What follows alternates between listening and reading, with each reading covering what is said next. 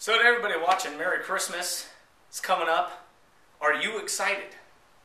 So I want to talk to you about why you're excited.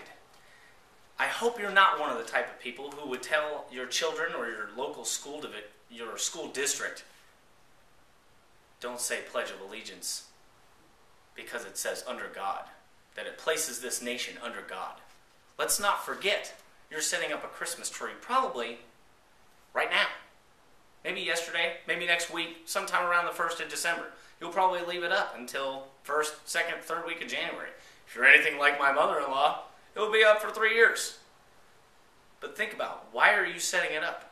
Are you the guy who's going to set up your Christmas tree, turn on Bing Crosby talking about I'm dreaming of a white Christmas, drinking that eggnog, telling your kid that he shouldn't go to school and say the Pledge of Allegiance to the flag of the United States because it mentions a God? For those folks that are feeling that way, is it because you enjoy the drama and dramatic effect of ensuing a conversation about something controversial? Do you enjoy the idea of negativity? A lot of people seem to. A lot of people seem to go out even into a restaurant and expect negativity. They expect the waiter to not care about them. They expect the teller at the bank to not care about their account fully. What if they are the one that does care about your account? What if that teacher really does care about the education of your child? It's not so hard to think that an educator would want to care about your child specifically. So why are you then going to attack that particular school district and even potentially that particular teacher and tell them in some derogatory way that they don't teach your child the right way because maybe they asked them to say the Pledge of Allegiance at the beginning of the day? Every armed services member in this country salutes the flag twice a day at a bare minimum. Why is it so bad for us to not only stand behind them and support them, but also support the same flag that they support day in and day out with their blood, sweat, and tears? Is it that difficult to believe that that is only further strengthening the foundation of the ideas of this country?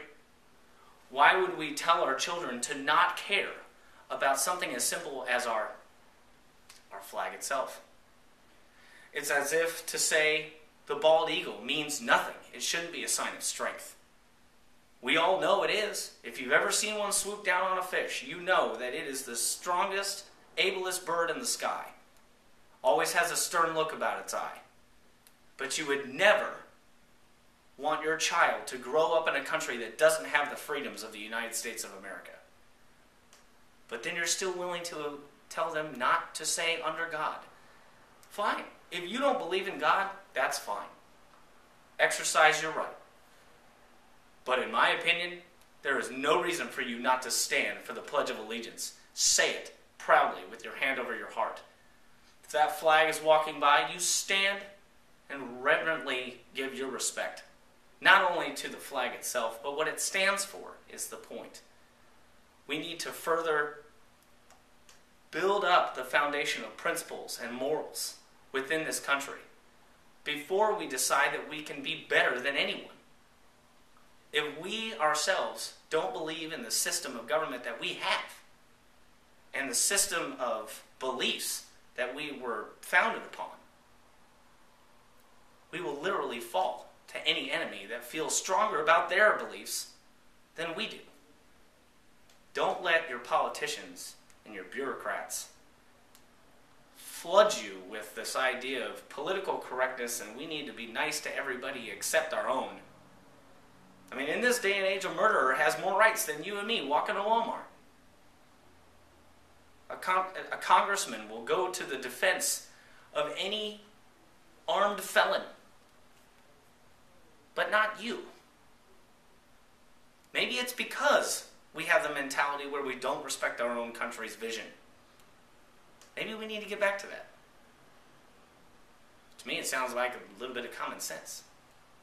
So the last time you went to Kmart or Walmart or Target, were you confronted with the idea that it was the holiday season? Were you there to buy Christmas presents? Were you buying Hanukkah presents? Kwanzaa presents? I mean, personally, I'm kind of jealous of folks celebrating Hanukkah. 8 days of presents. It's kind of slick. But I'm a Christian. So it shouldn't be an insult to hear from, say, a government official or somebody in Walmart greeting you into the store, Merry Christmas. Maybe they're a Christian as well. It's not a bad thing to hear something nice. So many people have cut out the idea of being politically correct friendly and only dealing with the minority, or minorities in this case, that they forget that if somebody says, your hair looks really pretty today, that's a compliment no matter what generation you're from, no matter what demographic you're in. If I walk up and I say Merry Christmas, I'm not meaning it derogatory. I'm not meaning to insult your faith. You could turn right around and say, Happy Hanukkah. But we've turned this whole debate into something where now you can't even put up a nativity scene in front of your own home without having people question, well, should that be legal?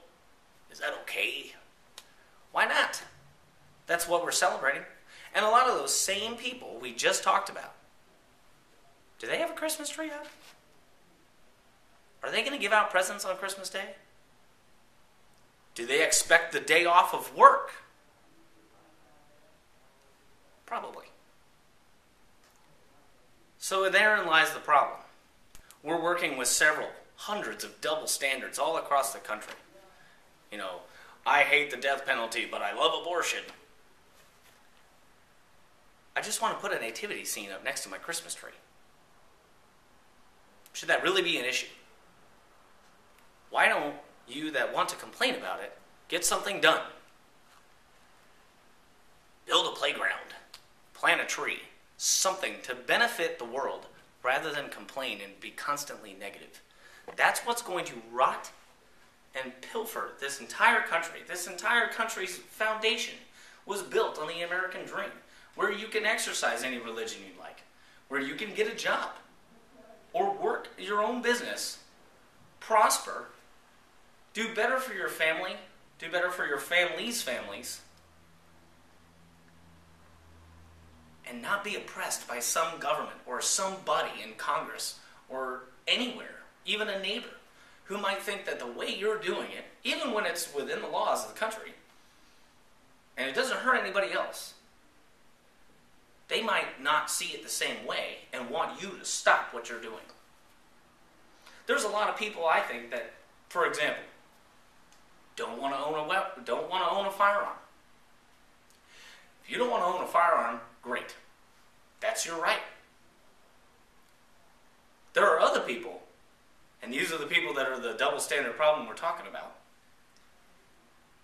don't want you to own a firearm because they don't want to own a firearm. Is that their right? It all stems back to the same problem of we are here in this country to do a better prospering than we could have maybe in our ancestry, in our ancestors' locations. We've got England, France, and Holland that are our main three colonist locations, or their original homes. They felt, hey, we're going to break away. We're going to get out here and do this better here. And they did a pretty darn good job. They defeated the Redcoat Army here on our own land with pitchforks and shovels.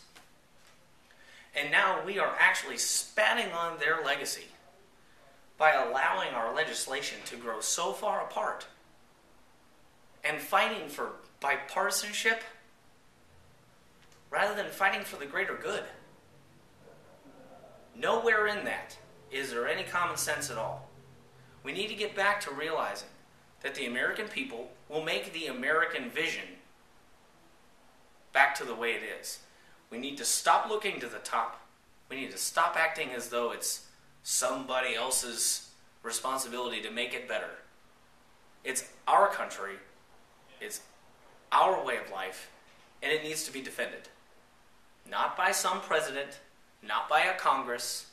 Sure, they're there to represent us, but the more responsibility we lay in their hands and at their beck and call, they have all the tools.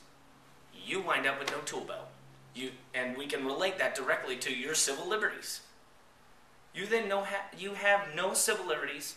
You've given all your hammers and tape measures and everything, all your tools, all your rights, and you've given them away to the federal government. We need to get them back. Imagine if your employer told you, well, you're going to have to execute a plan for, we have to sign you up for a food plan next year. Kind of like healthcare. But it's going to be mandated by the government. You're only covered at like 3 or 4 restaurants in town, maybe 1 grocery store. Does that sound like the way you want to do it? Because that's exactly what's going to happen under a healthcare system that's owned by 1 cash register. And the next person I hear say, oh, well, don't worry, it's free to the American people. The government will pay for it. They obviously haven't heard the statement in too long of a period of time, a government of the people, by the people, and for the people. The next time I hear that the cash register up in the government is going to pay for health care, my head just might explode. It is our money that is being pushed out of our hands directly into the hands of the government. Keep in mind, the more of that represents more rights going down the tube. And they're using that money, supposedly, look at the Social Security system, to give you health care funded by the federal government. Now let's look at every other program they've ever had. They're all bankrupt or on the brink of it. Is that how you want your healthcare system to be? If so, push for another 4 years. This looks like a great plan for you. Myself, I don't like it. So thank you for checking out the video today. My name is Jason Sheeler, so that you know, of Common Sense with Jason Sheeler. Check out jasonsheeler.com. Don't forget to comment, rate, and subscribe here on YouTube. Check us out next time. We'll keep it coming. We welcome any of your comments, gripes, concerns, any guidance you have. Let us know. Let us know what you think. And then we'll keep on going. Pushing for a better tomorrow. Thanks and have a great day. God bless.